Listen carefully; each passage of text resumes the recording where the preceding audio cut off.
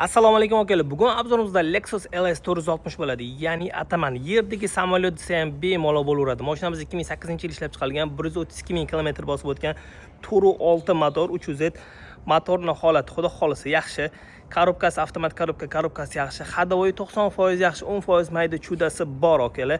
Mashinamizda saka disklada turibdi. Oqdan matviga sepilgan mashinamizning suviga xudo xortun mashinamizning bitta navrtlarni ko'rib chiqishdan oldin narxini eshitamiz. Narxi 12.200 AQSh dollari atiga Lexus 460 ataman mashinasi. Endi mashinani bitta ko'ramiz. Mashinamizda derski matvi rangga sepib qo'yilgan, optikalarning holati ham zo'r. Xo'p, 19 diametrli saka disklada turibdi. Mashinamizning holati xudo xolisa chakka emas.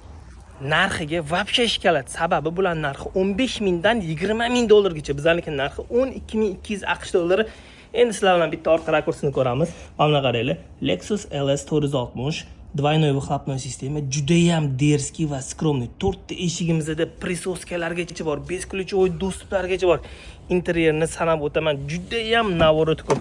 Sababi bu yerdagi samolyot. Mashinamizning interyerini ko'rsanglar bo'ladi. Полный кожаный salon, sidenalarimizda полный elektropaket, oldi sidenlarimizda perforatsiya mavjud, sababi abagrev ham bor, abduf ham bor. O'zini monitori, changer, 6 disk qo'ydi.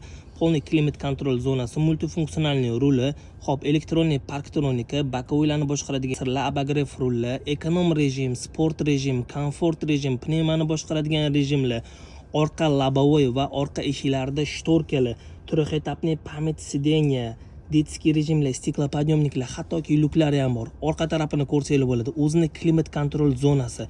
Bir yoq sidenamizda ataman, tepasida o'zini monitori va 4 etapli massajlarigacha bor orqa sidenasida. Mashinamizni aytib o'tganimdek, yerdagi samolyot desam bemalol bo'ladi. Sababi mashinamizda shunaqa ko'p navorot bor. Mashinamizning narxini eshitdinglar. Narxi atiga 12.200 AQSh dollari.